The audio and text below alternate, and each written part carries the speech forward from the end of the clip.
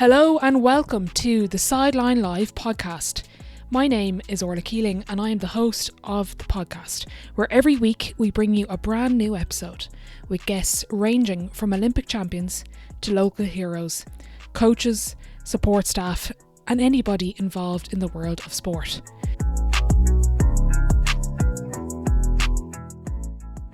Each week we will dive into different topics, including current affairs in sport, identity, skill, mindset, coaching, and also shine a light on those flying under the radar. So tune in for brand new episodes, new stories, and new insights you've never heard before.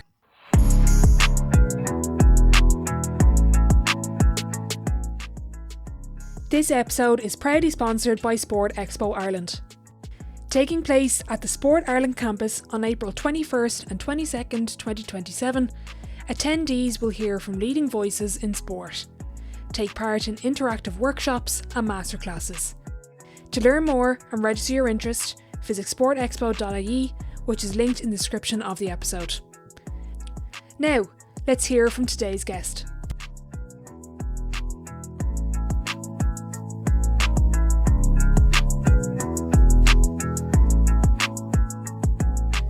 Okay, Stephen Smith, delighted to have you on. This is not take one, this is take two, because I messed up last time we recorded, so thank you for your patience and for coming back on.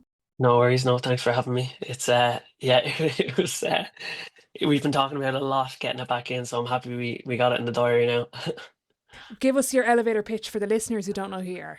Oh Jesus, right. So yeah, I guess I'm Stephen Smith. I'm from Dublin originally, and from Skerries, play for Skerries Harps. I've played a few seasons with Westmeath, the senior footballers, but this was actually the first year I took a break, so worst year to pick for that.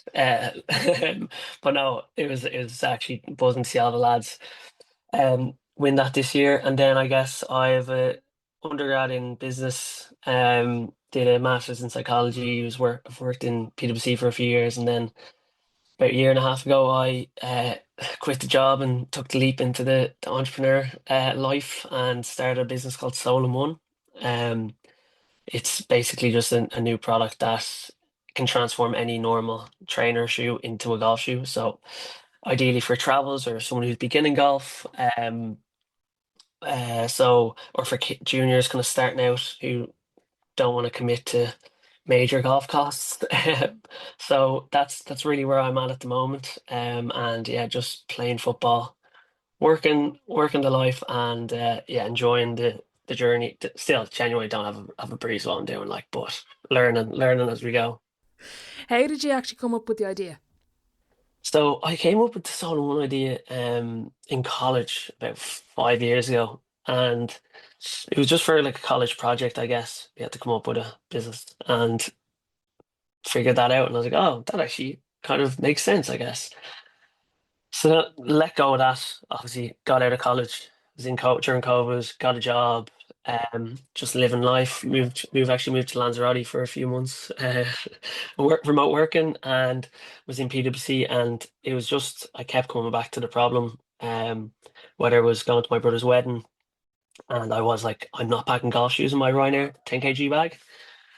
I didn't have space, didn't want the smell of it in the suitcase. And I was like, geez, this could actually be handy for travel.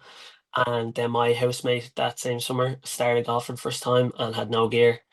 So I think it was 18 months from when he started to when he bought his first pair of golf shoes. And he wasn't never going to buy shoes in his first week for €120 if he didn't know he was going to commit. So yeah, I just kept seeing the problem. And then I got offered a place on New Frontiers. It's a government run kind of scheme for people with business ideas. So I took that, left the big boy job, and yeah, I've been doing that full time ever since. So that's I kind of fell into it, I guess. So for those that don't really understand or maybe don't have a background in golf, it's basically an accessory that you can kind of put on your shoe, kind of pull it around, and it turns into a golf shoe. It's very simple, actually. Yeah, yeah. So and it has the correct spikes for the grip because often now people might just go out and they say they're hocus if they are new to golf, and that's actually not good for the course and it damages the course. But again, certain individuals, if they're going to a society, or a fundraiser or something aren't going to buy shoes just for that one day. So, like you said, you attach this to the bottom of the sole of your Hoka or Nike or whatever it is, and it gives you the grip and the compliance needed for the golf course. How do you find entering the world of golf that is quite a traditional kind of conservative industry in kind of the way they kind of operate the sport? And Rory McIlroy and other people have been pushing it forward with the likes of TGL and other things, but they're not always open to change, I'll say. How have you found that? Yeah, like it is that kind of now it is changing obviously because it is going away from that country club, let's say, vibe to a much more inclusive and accessible sport. I even heard a stat that was, I think it was like 10 years ago, 9 out of 10 golf balls were hitting the golf course, and as of today, it's a 50-50 split on course versus off course, which means simulators, driving ranges, etc. So it is changing to that more, and people are kind of wearing what they want. It's less of the polos and everything. I was driving around last year, at the end of last year, with the stock in the back of the car with a load of boxes and just going around asking annoying golf pros about the idea and asking them, trying to sell it. Basically, like Phil Knight, or yeah, Phil Knight would do in a Shoe Dog. Read that book and I was like, all right, I need to do this. So yeah, there is definitely that kind of few of them golf pros were shocked, being like, "What the hell is this, lad?" But it is changing, and I guess we're kind of trying to lead that wave of change to make it just more inclusive and accessible. I'm not a good golfer either. Like I even trying to make videos and stuff for my social media, and I'm hacking the thing around. So it's something that I need to get better at for work as well. If I'm going to be doing this, I need to get better at actually striking the ball. Like, That's a good excuse, though. I'm actually working. I'm out in the course. I need to practice. So, yeah, I literally say, are we going to work? 'Cause they don't want to come work with me on the course for 9 holes. but what are some of the myths or the kind of realities of being an entrepreneur?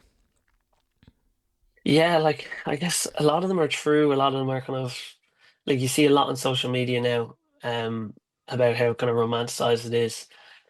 And that some moments that is the case, and then there's other moments where I'm literally like, why the hell did I do this? And why didn't I just keep my steady paying, lovely job in an office, etc., etc. But it is a really rewarding. It's a really rewarding experience of kind of seeing something go from drawn out on a refill pad to being out and stocked in 20 shops around Ireland or having customers in America, Japan, Mexico, France, just to name a few.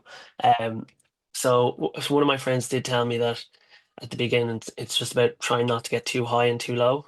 Um, Great advice. Haven't taken it yet still, because I guess that is the life of going out and starting your own thing. Is there's going to be ups and downs and challenges and frustrations and days you want to give up, but then there's also going to be days where you're absolutely buzzing doing it. Now, obviously, I would recommend it to anyone who's kind of interested. I don't think I wouldn't regret doing it whatsoever. Because the amount that you learn and everything you can kind of take from the experience of it. So yeah, it is. There's ups and downs to it for sure. But yeah, just trying to keep a positive attitude throughout it and keep enjoying it. I actually listened to an episode you did on another podcast. Is it something like A Life That Hums or something like that? Or Yeah, life that hums. yeah, Yeah, and I think it was in that episode that you shared that your friend's dad or something, or some sort of like a connection or one or two connections away from you, like kind of checked in and just was like, "How are you getting on?" Like as you, not just as the entrepreneur side of things. And I'm just interested. I thought that was a lovely story, but just as for someone maybe that's listening that knows someone kind of in this kind of stage of what they're doing and founding something, what advice would you give someone on supporting them through that kind of lonely phase of being an entrepreneur? yeah, and it's a good like it kind of sparked it back into my memory now, but it definitely is like it can be a lonely journey, and I'm quite extroverted as in when I was in the office in PwC, I'd be out playing ping pong, chatting too much probably around the office, like, but it's when you have people who kind of just unpromptly are like they don't have to go out and reach out and just ask you how you're getting on. And if you ever need support, just give them a text or give them a call. Like they're the type of people that kind of make you keep going, and it makes you just feel a bit more like not settled about it, but takes the pressure off, takes the stress out of it because you know that people have your back. So for anyone kind of in that stage, yeah, I would say definitely build a nice mentor and network ecosystem around you. And even Eddie Jordan, I read his book, but listened to a few podcast episodes with him, and he always said nothing was ever built behind a desk, which I don't totally agree with, because obviously there's a lot that's built beyond the desk. But what I've taken from that kind of message is that if I'll try to get in a weekly coffee with someone maybe I don't know, see what it can lead to, and not even going with like intentions of, oh, these are going to get me sales. It's really just to like, yeah, build that network and collect like mentors bounce ideas off and yeah, build that kind of ecosystem. So it's incredibly helpful when you have people who reach out and are kind of willing to be nice. And people most of the time, I'll not say all the time, but most of the time people want to help you, especially if you're young and you're on that journey. So in Ireland they're fairly good for that. So definitely just reach out and just spam people. Spam people to get coffees in with them. Not too much. Well, I probably don't too much sometimes, but yeah, it's good to go knocking on Yeah. doors.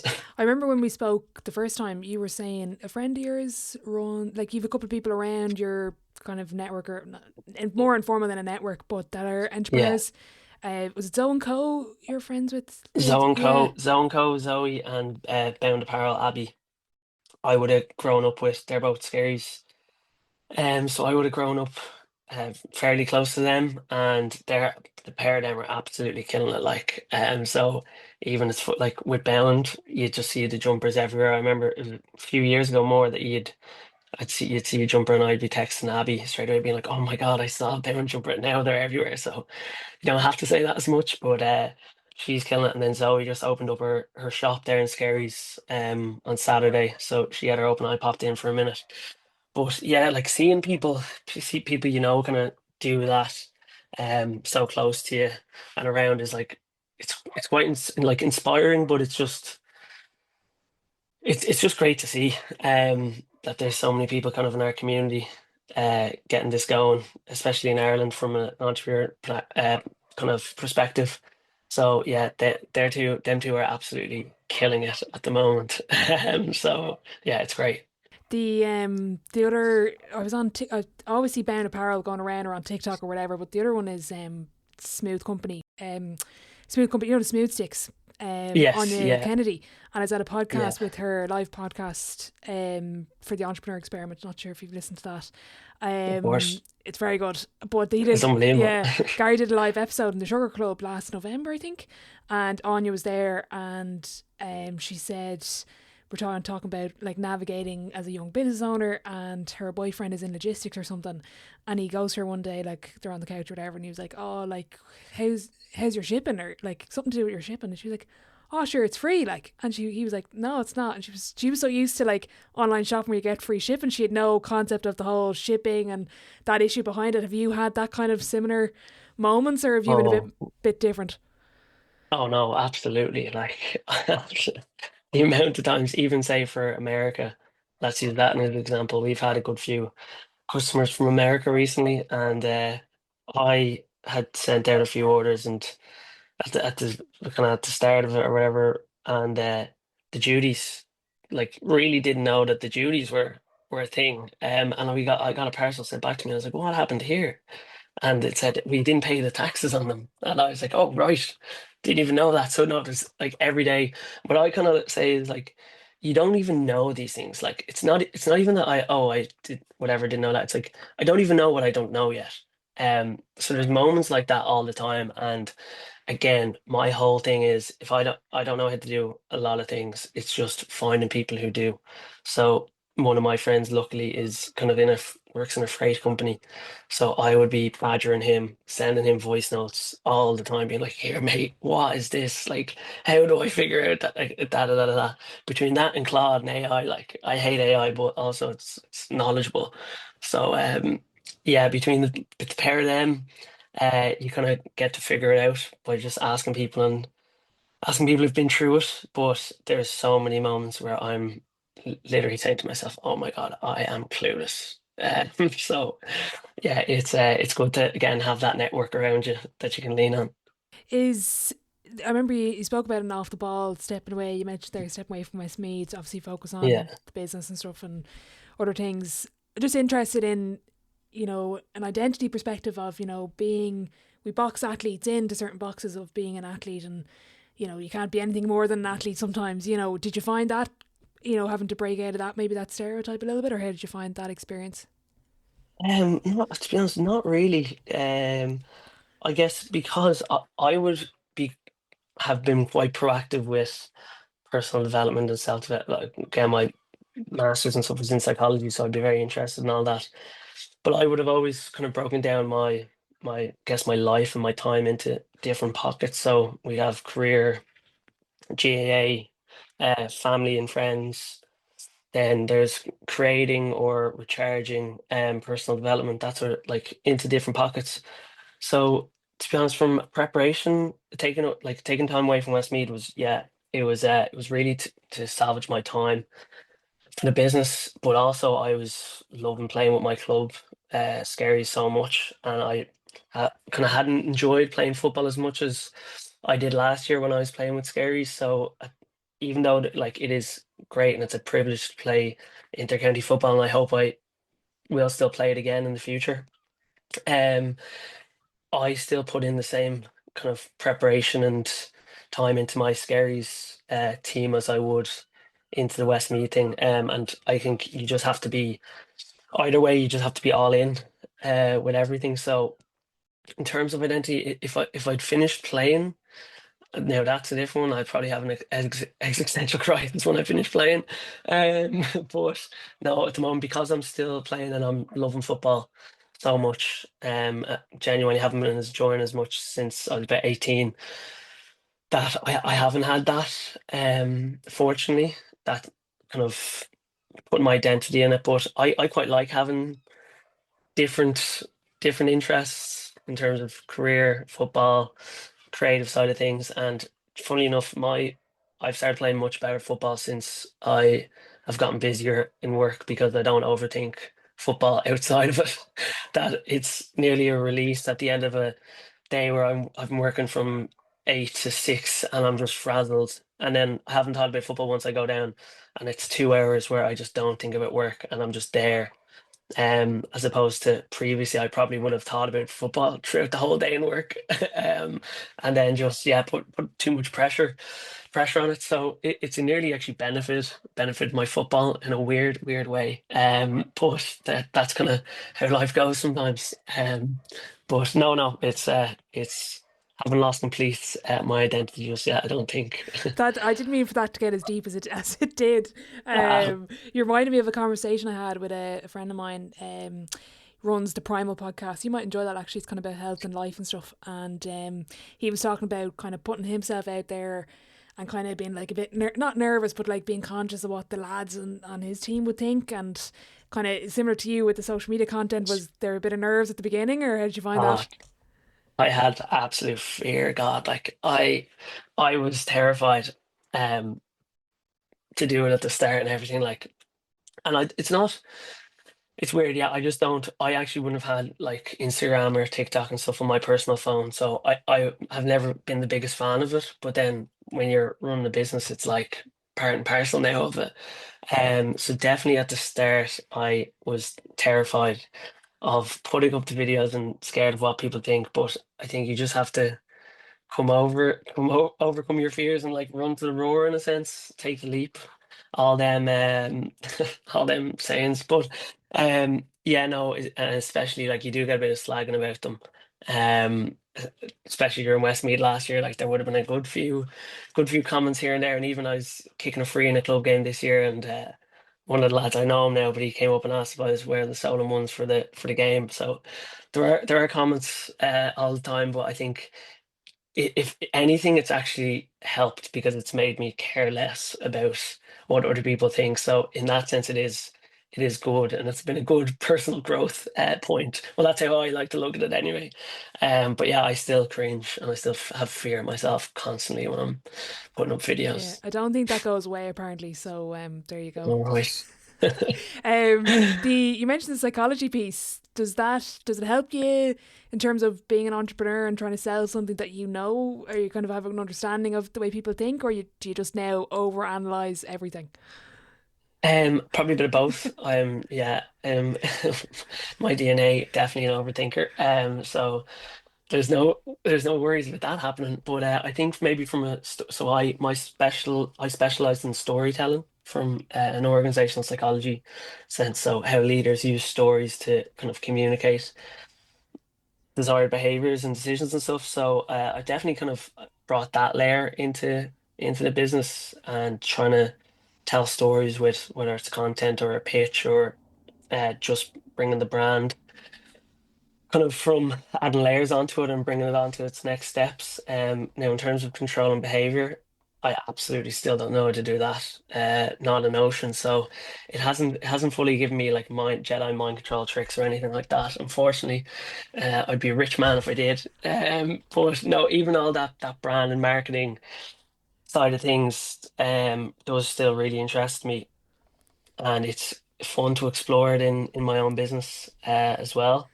But there's definitely, I guess, from the organization and how I separate myself and structure the business, I think it really has helped me in that sense. And maybe getting through some sort of challenges or having good kind of reframing perspectives on situations. But yeah, in terms of just getting people to buy, it's not it's not that straightforward, unfortunately. Are you good then at kind of structuring like, in terms of being working for yourself? I'm just interested in going away from an office routine of your routine and structure, and you've football training, different things. Are you good then at planning? And I know you've got a sauna later on and stuff like that for your own well being point of view, or is it just chaos?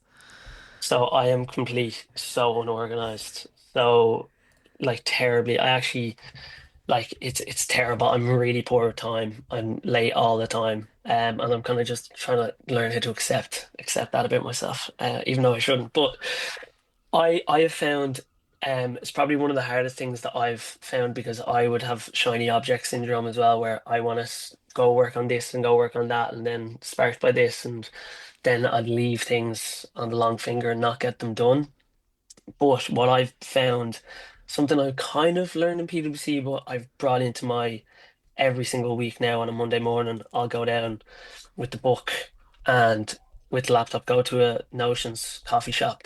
The local at the moment is Volumes in town, and I'll literally sit there for an hour and a half, and just plan out my week on again, going through the buckets of football. Okay, I've three gym sessions to do, a kicking session, these trainings on work. We've got this, and I'll literally box it into a calendar that I'll have for the week.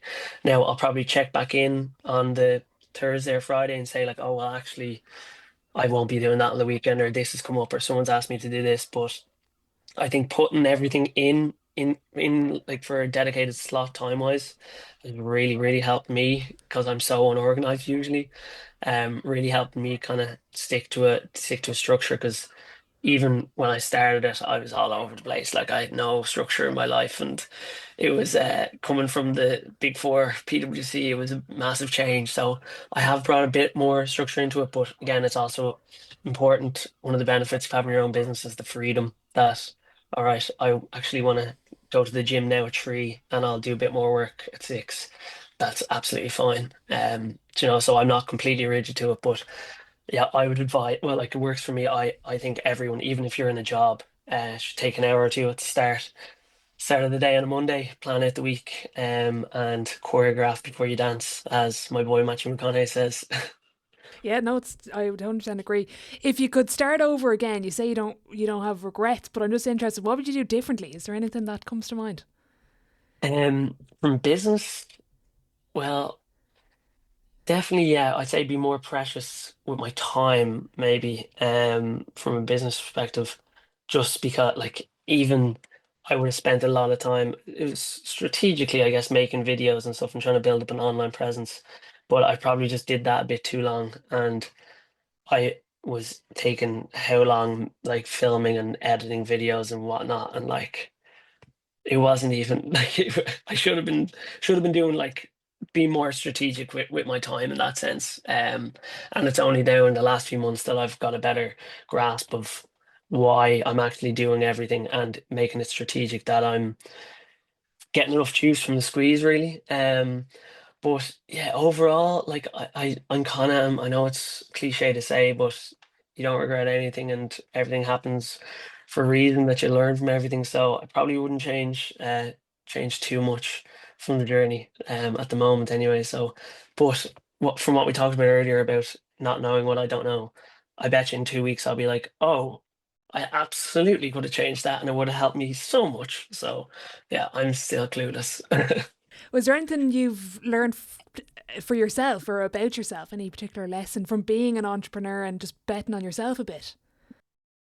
Yeah, I think like there is that thing of taking a risk, and kind of being courageous in that sense of just going out on your own, and um even I guess I probably stemmed from doing all that kind of personal development work a good few years ago now, probably at 21, 22, or so 2021, 22, about kind of person and the values that I wanted to instill in my life was kind of maybe being courageous and this sort of stuff. So it's only when the kind of rubber meets the road that, and I think I'm hitting the most cliches in a podcast episode ever here. Probably. But yeah, genuinely. But it's kind of when you get to that sense that all right, now is time to actually put into action what I'm thinking and how I kind of want to shape my life. So there's always learnings in anything you do, and I guess in entrepreneurship. I've like you do have peaks and troughs, and it's just about controlling what you can, showing up every day, doing your best, and letting go. You can't control what happens externally. It's just you can just do your best, driving on as much as you can, and enjoy it is definitely something that I'm constantly trying to focus on each day. Is trying to enjoy the small moments, even if it can be frustrating sometimes. What are the goals? I ring you in 10 years, hopefully you pick up the phone. What are you going to be doing? What are you going to hope to Uh, achieve? being stateside definitely. No, I would like it is obviously there's the kind of, and it's how, again, going back to the structure, it's my priorities, my goals, my definition of success is different to what the business's definition of success and goals are. So I feel like that was also a great learning, was dividing them and figuring out what both of them are separately. But for me, for the business, definitely to be in America. Now for me also it might align because I might also want to be in America. And I did hear, I can't remember which one of the Limerick hurlers was talking about it, but when you're playing football, you're in the country and you nearly have to put your travel plans on hold for a few years. So it's definitely something that I have in me, as a bit of the travel bug, and want to go see, experience things around the world. So I definitely would like to have a business and have enough success that I can go globally, travel with work. And yeah, for Solo One, definitely America. The American market is high on that list. So I definitely say to get over there. And maybe yeah, live in Texas or San Diego or something for a year or two. All my friends are in Australia now the last few years, so I sacrificed that for football, which I'm happy with, obviously because I love football so much. But yeah, I'd say in 10 years, hopefully Solo One will be all over the world. I might be living in America or working for Formula One or something cool like that. You don't know, so I won't put a definite goal on it, but something fun, hopefully. You won't have completed the around the Ireland in the caravan. That's still not No, happening, no? no, no. So this was the one that the time one that I was alluding to, because I started that and I think I did five counties, and I was like, there's no way that I'm going to be able to get this done. I was absolutely I was in over my head even suggesting that, and it was a great idea. But again, I actually, if I was just doing that and I wasn't even trying to build a business, maybe I could have done it. I saw Jim Flano did I was it, about to say, kicking the two yeah, pointers. Yeah. So I started that, didn't finish it. So I can only commend Jim Flano for actually doing it because it was, oh my God, it was some, I genuinely tried to do, and because I was coming back for football for training all the time as well. So it was just, I realized after the fifth or sixth county, I was like, oh, here, there, this is just like, I'm going to burn out completely here if I keep trying to do this. But I would like to do it. I still would like to do it. I just guess I need some, if I am doing it, I need that to be the priority for the time that I'm doing it. And hopefully have some support in the business from the back end that it doesn't fall apart.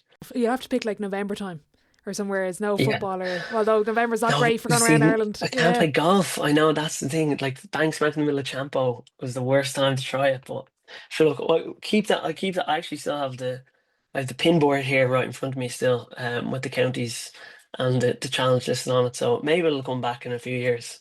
fair enough. I'm going to move on to the sideline seven. It's the same seven questions at the end of every episode. Stephen, question one: you are potentially one of the biggest quotes men I've had on the podcast. I want to get your favorite quote. Oh, Also, for the record, my, f the movie references have declined about 100% since we last recorded. I know. Genuinely, yeah, and even in the old hole in one challenge I was doing, I used to have my movie quote of the day. So I actually did start a movie page recently, so you can check that out. It's called Let's Go Movies. Okay. So I'm backing on that. I'm backing on that. But I do love a quote. I do love a quote now, and Matthew McConaughey. A lot of Matthew McConaughey quotes are coming to mind. He is the GOAT. So I'll just go plain simple with all right, all right, all right. That's enough. I actually meant to ask you earlier, you read a lot of books or kind of around the sort of the masters and stuff. Any particular books I should Mm. be checking out? Yeah, again, Green Lights from McConaughey. One of the best books I've ever read, I'd say, is Seven Habits of Highly Effective People. Read that years ago, Stephen Covey, and that was like, whoa, that is a life changer in my opinion. And then more recently, I've been reading a lot of Ryan Holiday. He's the Stoic man, so he's a daily Stoic book, which is one page a day. It's just a short excerpt from a book. So I read that each morning. And then he has another few on The Obstacle is the Way, Courage is Calling, Discipline's Destiny. He is savage. So I definitely give him a look. I have to check that out. Any podcasts come to mind? And anything you like? Podcasts, yeah, well I'm this isn't from personal development now, but the Rewatchables movie podcast is like I'm listening to that all the time at the moment. And then again, all these answers have changed from when we last spoke, but I've actually been listening to more a bit of Mel Robbins recently from a kind of personal development podcast, and I think she's brilliant. So yeah, I'll give her a shout out. She doesn't need it. She does not No, need it, she but I'll give her a doesn't. shout She out. doesn't. She doesn't Have you whatsoever. ever read The Inner Game of Tennis? Or actually, they have The Inner Game of Golf as the golf version. I've heard of the inner game of golf. Yeah, I know the tennis one's been on the list, but I've never read it. Yeah, I think it's the same. I could be wrong. I think it might be just the I same think, concept, but just golf instead of tennis. yeah, But I think you'd really enjoy it. It's quite good. Question two: the biggest. Oh, sorry, no, the best sporting event you've been to. best sporting event. I'd say first one. Like it's hard not to say an All Ireland final day, um, or one of them. But I will go. I'll go outside. I'll go to the Austin Grand Prix F1 in 2023. I went to, and that was. I somehow managed to. What's it? I got snuck into the grandstand, snuck into the onto the track, into the pit lane, into the paddock. So then I got invited to a VIP Ed Sheeran concert, VIP section for Ed Sheeran. So I don't know how I managed that, but that was definitely the best. Yeah, that had to be the best sporting event I've been to. Since we recorded, I've actually been to Austin, Texas. Oh, What a spot! stay weird, unbelievable spot, So good. I'm so hoping to cool. go back. It's just deadly. Um, So, question three: biggest setback or challenge so far in your career, and how did you react to it? um, probably I'd say I dislocated my shoulder twice, and one was the 2 weeks before minor championship with Dublin. And then the next time was, I'd say, about 3 weeks before the 21s championship, my first year with Dublin.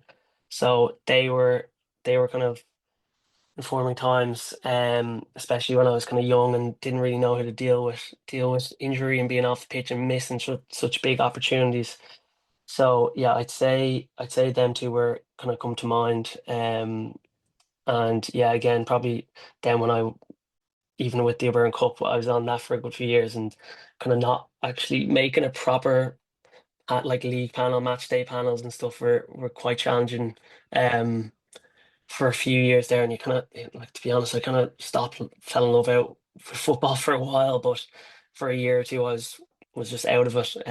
But them things actually make you appreciate it and want it more. So again, you're nearly grateful that they happen, because like the journey that you take to refine the love of the sport was which is where I'm at now, is I don't think you change it. So yeah, there's definitely some challenges underage coming up, but they're all they're all for the benefit, I think. On the flip side, biggest achievement in or outside of sport? Oh, I'd say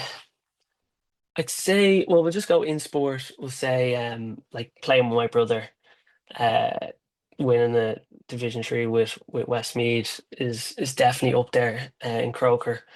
But I'd say last year we won the senior B championship with Skerries with again three brothers out on the pitch. So yeah, I'd say winning that championship last year with the club has to be number one. Question 5, advice to your 18-year-old self? Advice to my 18-year-old self: go to the gym. No, definitely not. Keep kicking, keep kicking. That's definitely the advice to 18-year-old self. No, I'd say just probably like not put so much pressure on yourself, and like there is a balance to enjoying yourself. And obviously I probably went out too much when I was 18 as well, like in that stage. But yeah, I would say just try like just figure yourself out, learn who you are, and then have confidence in who you are. And yeah, just don't worry, don't care as much what people think. It's easy to say that, it's much harder to actually do that. But yeah, that's what I kind of say. Just enjoy life and kind of go to the beat of your own drum. I think there's a book. I just bought it. Michael Gervais. I don't know if you ever heard Finding Mastery podcast. You'd enjoy that as well. He's a No. psychologist in with the Seahawks in the NFL, and I think Oh yeah. it's FOPO or something like fear of other people's opinions. Yeah, I yeah. haven't read the book yet, but I'll let you know what it's like. But that's just what came to mind. I meant to like in terms of what Yeah, you were you'll have saying. to send me that one. You'll have to send me that Yeah. one. Question 6, dream dinner guest and why? I think I know who this will be. Um, was it is do I just have one? Oh, you can I cheat just have then and one have a now. dinner party Oh then, no, whatever you no, think. no, it's fine, no, it's fine. Like I would say, like I know I've said him about four times now, but Matthew McConaughey is the GOAT. Like, but I'll go because I've talked about him so much. I'll go Ayrton Senna. I love Ayrton Senna. He's the for anyone who doesn't know, he's the Formula One driver from Brazil. I have one of his mini replica helmets here as well. I love there's a doc on him on Netflix, and he think just his mentality and his self-belief and everything is just incredible. So I'll go for Senna. Nice. Final question before I let you go. If your life was a book, what chapter would this be called? What chapter would this be called? Jesus. I don't know why want to say fallen, but I really want to say fallen jumping or something. But no, what would this be called? Let's say living, Livin. Love it. True Matthew McConaughey Yeah, style. yeah, absolutely. Where's the best place to find what you're doing? What should I link? So at Solomon, SOLEINONE, one numeric one then is the Instagram and the TikTok and everything. So that's probably the best. I doubt anyone will want to find my personal pages, so I'll leave that as a mystery. So yeah, Solomon is the main one, I'd say. Deadly. Stephen, thanks for your time. Best of luck with everything on and off the pitch in Solomon as well. And looking forward to seeing what you do. And I'll ring you in 10 years' time. Thanks very much, Orla. Appreciate it.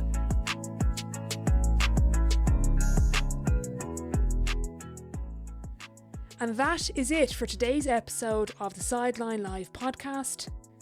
A huge thank you to our guest for sharing their story, insights, and experiences with you, the audience.